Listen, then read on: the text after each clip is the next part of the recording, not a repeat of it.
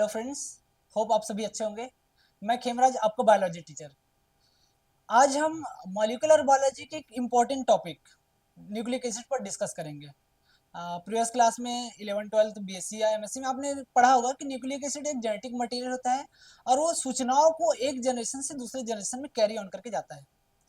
अब हम आज इस लेक्चर में न्यूक्लिक एसिड के बारे में देखेंगे, उसके स्ट्रक्चर के बारे में देखेंगे, उसके जो बेसिक कंपोनेंट्स है उसको हम समझेंगे। तो सबसे पहले हम समझते हैं कि ये जो न्यूक्लिक एसिड होता है या डीएनए होता है वो कहाँ होता है, या आरएनए जो है वो कहाँ होता है। तो फर्स्ट ऑफ ऑल हम देखते हैं कि हमारा जो ह्यूमन बॉडी है वो सेल से मिलकर बना होता है, ट्रिलियन ऑफ सेल मिलकर बना होता है। सेल मिलकर टिश्यू बनाते हैं, टिश्यू बना मिलकर ऑर्गन बनाते हैं, और ऑर्गन सिस्टम मिला के एक बॉडी का फॉर्मेशन करते हैं, या एनिमल में हो या ह्यूमन बॉडी का हो, एक बॉडी का फॉर्मेशन करते हैं। पर उस सेल में भी कुछ कंपोनेंट्स होते हैं जिसको सेल ऑर्गेनल बोलते हैं। इस स्लाइड में हम देखते हैं ये एनिमल सेल का एक स्ट्रक्चर है। इस एनिमल सेल में ऑर्गेनल्स है, जैसे एक माइटोकॉन्ड एक ऑर्गन हुआ, एक सेंट्रियोल्स हुआ, वैक्यूल्स हुआ, प्लाज्मा मेम्ब्रेन हुआ, लाइसोसोम हुआ, राइबोसोम हुआ, गोल्गी एपरेटस हुआ, smooth endoplasmic reticulum, rough endoplasmic reticulum, और साथ में ये न्यूक्लियस हुआ। इसी न्यूक्लियस में हमारा डीएनए पाया जाता है। वो किस फॉर्म में होता है? क्रोमोसोम के फॉर्म में।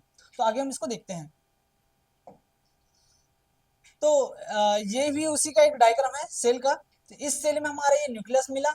ये न्यूक्लियस, इस न्यूक्लियस के अंदर हमारा जो डीएनए होता है वो क्रोमोसोम के फॉर्म में होता है। क्रोमोसोम के फॉर्म में ऐसा होता है कि वो प्रोटीन और डीएनए आपस में मिलकर क्रोमोसोम का फॉर्मेशन करते हैं। डीएनए जो है कंडेंस फॉर्म में मिला के क्रोमोसोम का फॉर्मेशन करता है। तो ये एक बेसिक स्ट्रक्चर हुआ हमारे डीएनए का, ये जिसको आगे हम देखते हैं। अब डीएनए को जानने से पहले हमको उसका कंपोनेंट्स क्या क्या है वो हमको जानना पड़ेगा। तो डीएनए जो है न्यूक्लियोटाइड होता है, और बहुत सारे न्यूक्लियोटाइड आपस में मिलकर पॉलीन्यूक्लियोटाइड बनाते हैं, जिसको बोला जाता है डीएनए। अब न्यूक्लियोटाइड का कंपोनेंट्स क्या है? तो न्यूक्लियोटाइड तीन चीजों से मिलकर बना होता है। एक फॉस्फेट ग्रुप होता है, एक सुगर ग्रुप होता है, पेंटोस सुगर, और एक नाइट्रोजनस बेस होता है। इन्हीं तीनों चीजों से मिलकर हमारा न्यूक्लियोटाइड बनता है, और ये न्यूक्लियोटाइड बहुत सारे न्यूक्लियोटाइड मिला के पॉलीन्यूक्लियोटाइड का फॉर्मेशन करते हैं। तो ये न्यूक्लियोटाइड बना किन चीजों से होता है? तो यहाँ पर हुआ हमारा नाइट्रोजनस बेस, पेंटोस सुगर, और एक फॉस्फेट ग्रुप। फॉस्फेट ग्रुप जो होता है स्ट्रॉन्ग एसिडिक नेचर का होता है। आप जानते हैं कि डीएनए जो है एसिड फॉर्म का होता है, एसिडिक नेचर का होता है। तो फॉस्फेट ग्रुप के कारण ही हमारा जो डीएनए है वो एसिडिक नेचर का होता है। यहाँ पर हम देखते हैं नाइट्रोजनस बेस, तो ये वीक बेस होता है। वीक बेस और स्ट्रॉन्ग एसिड मिला के हमारा क्या होता है? एसिडिक ग्रुप का फॉर्मेशन करता है। और ये पेंटोस सुगर। अब बहुत लोग कंफ्यूज होते हैं न्यूक्लियोटाइड और न्यूक्लियोसाइड में, तो मैं यहाँ क्लियर कर देता हूँ। नाइट्रोजनस बेस और पेंटोस सुगर ये आपस में मिला के न्यूक्लियोसाइड का फॉर्मेशन करते हैं। और जब नाइट्रोजनस बेस पेंटोस सुगर के साथ हमारा फॉस्फेट ग्रुप जब अटैच होता है तब उसको न्यूक्लियोटाइड बोलते हैं। साथ में इस नाइट्रोजनस बेस को दो पार्ट में कैटेगराइज किया गया है, प्यूरिन, एक पैरामिडिन। प्यूरिन जो है डबल हेट्रोसाइक्लिक रिंग स्ट्रक्चर होता है, पैरामिडिन जो है सिंगल हेट्रोसाइक्लिक रिंग स्ट्रक्चर होता है। अब ये उसके बाद देखते हैं पेंटो सुगर। पेंटो सुगर भी दो टाइप का होता है, एक राइबोस और एक डीऑक्सीराइबोस। इसको हम आगे स्ट्रक्चर से और अच्छे से समझेंगे कि ये राइबोस कैसे होता है, डीऑक्सीराइबोस कैसे होता है, डीएनए में कौन सा पेंटो सुगर पाया जाता है, आरएनए में किस टाइप का पेंटो सुगर पाया जाता है।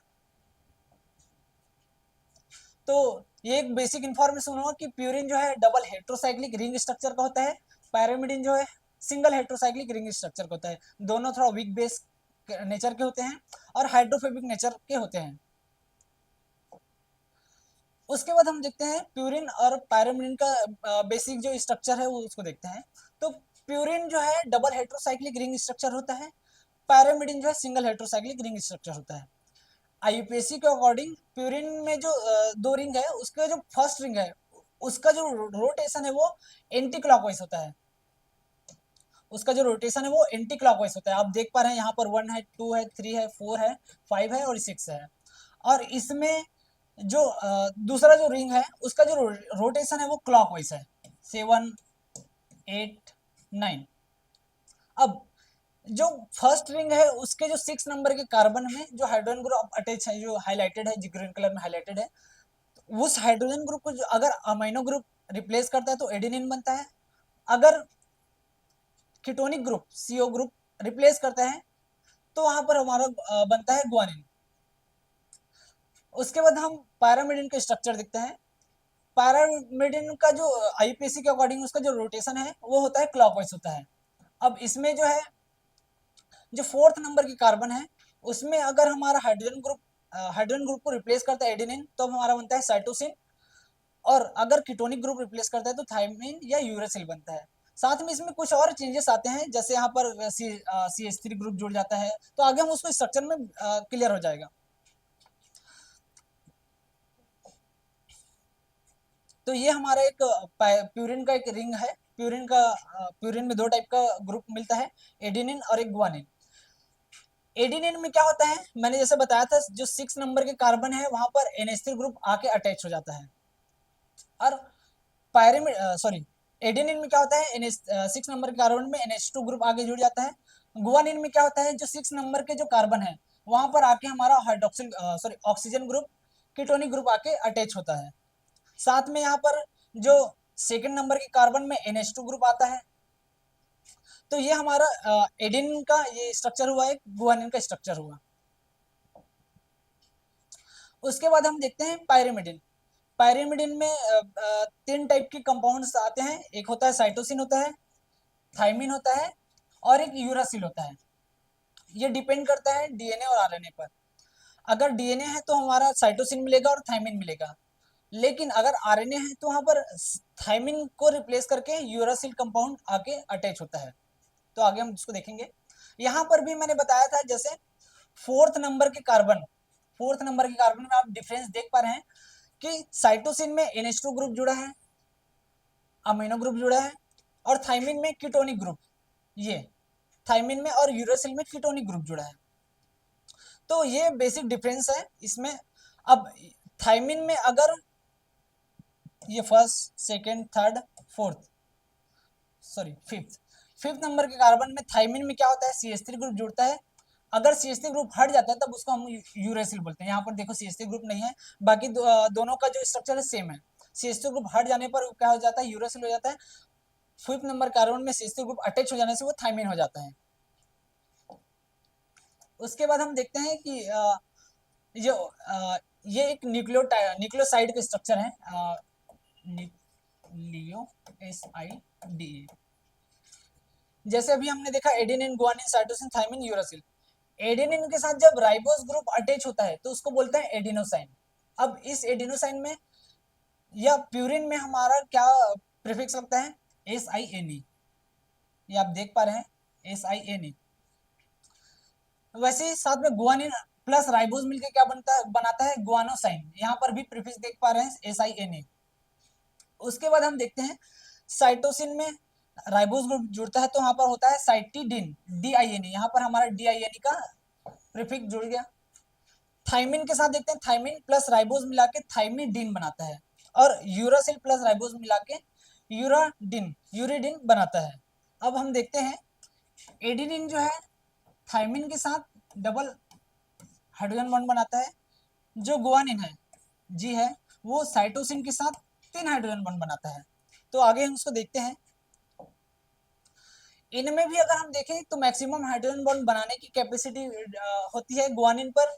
गुआनिन के बाद बनाता है साइटोसिन, साइटोसिन के बाद बनाता है एडेनिन और थाइमिन। मैक्सिमम हाइड्रोजन बॉन्ड बनाता है गुआनिन। अब ये हाइड्रोजन बॉन्ड बनाने की कैपेबिलिटी किस पर डिपेंड करती है, उस पर presence ketonic group, loan ketonic group या फिर अमीनो ग्रुप पर जो प्रेजेंट है लोन पेयर ऑफ इलेक्ट्रॉन, और साथ में जो नाइट्रोजन ग्रुप के साथ जो हाइड्रोजन ग्रुप अटैच है वो वहाँ पर इलेक्ट्रोनेगेटिविटी शो, वो बॉन्ड इलेक्ट्रोनेगेटिविटी शो करता है। उस पर डिपेंड करता है हमारा हाइड्रोजन बॉन्ड बनाने की कैपेबिलिटी, कितना हाइड्रोजन बॉन्ड बनाएगा वो इसी पर डिपेंड करता है। लोन पेयर ऑफ इलेक्ट्रॉन उस कंपाउंड में कितना प्रेजेंट है, और साथ में नाइट्रोजन और हाइड्रोजन के बीच जो इलेक्ट्रोनेगेटिव जो ग्रुप प्रेजेंट है उस पर डिपेंड करता है। ये हमारा न्यूक्लियोसाइड का एक स्ट्रक्चर हुआ। मैंने पहले ही बताया था पेंटोस शुगर में दो टाइप के होते हैं, राइबोस शुगर एक, डीऑक्सीराइबोस शुगर। तो यहाँ पर मैं क्लियर कर देता हूँ कि राइबोस और डीऑक्सीराइबोस कैसे होता है।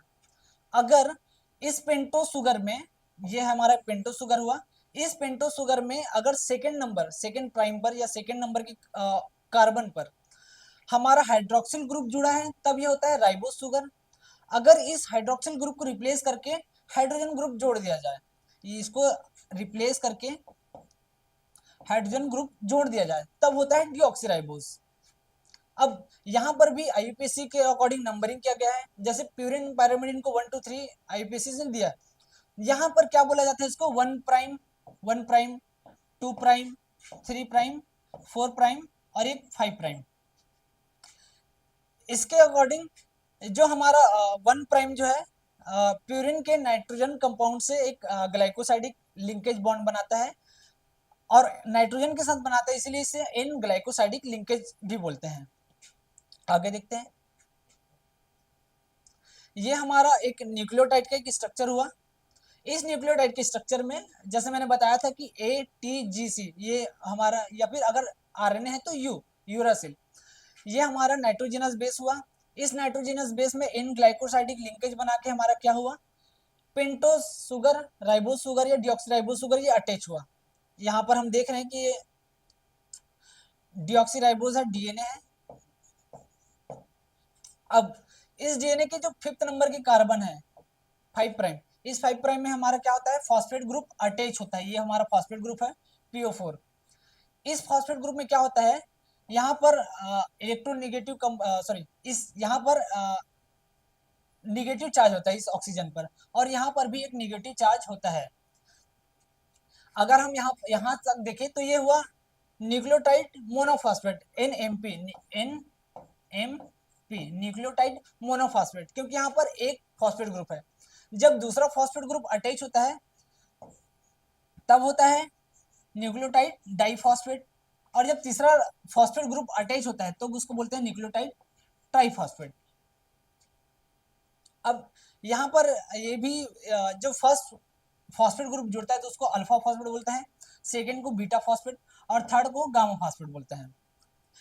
जब ये फॉस्फेट ग्रुप का फॉर्मेशन होता है तो वहां पर एनर्जी सोर्स के फॉर्म में एटीपी का यूज होता है। एटीपी आप जानते हो, एडेनिन ट्राइफॉस्फेट, ये एक माइटोकॉन्ड्रिया में इसका सिंथेसिस होता है और ये एनर्जी सोर्स का काम करता है। तो इस फॉस्फेट ग्रुप के अटैचमेंट के लिए भी हमको यहाँ पर एनर्जी सोर्स चाहिए रहता है।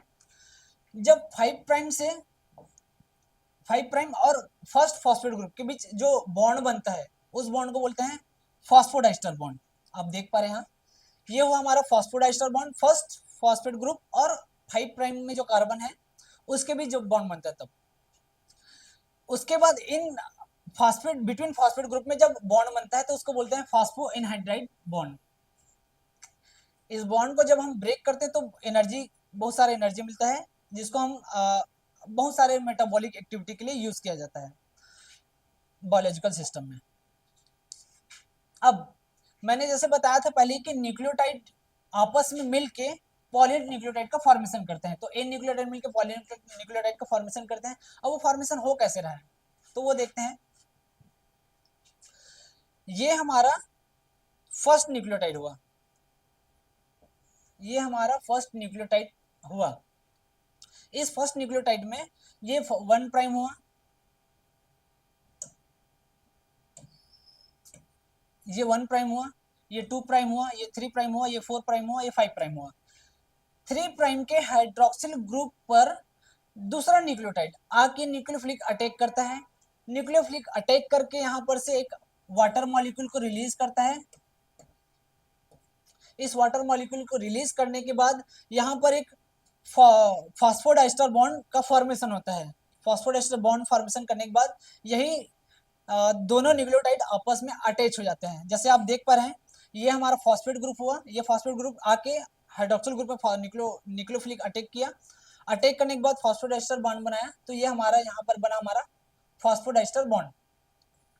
ये हमारा फॉस्फोडाइस्टर बॉन्ड का फॉर्मेशन हुआ, साथ में हमारा H2O रिलीज हुआ। ये बना कहाँ, फर्स्ट न्यूक्लियोटाइड के 3 हाइड्रोक्सिल ग्रुप पर या 3 प्राइम हाइड्रोक्सिल ग्रुप पर, और सेकेंड न्यूक्लियोटाइड का 5 प्राइम फॉस्फेट ग्रुप पर।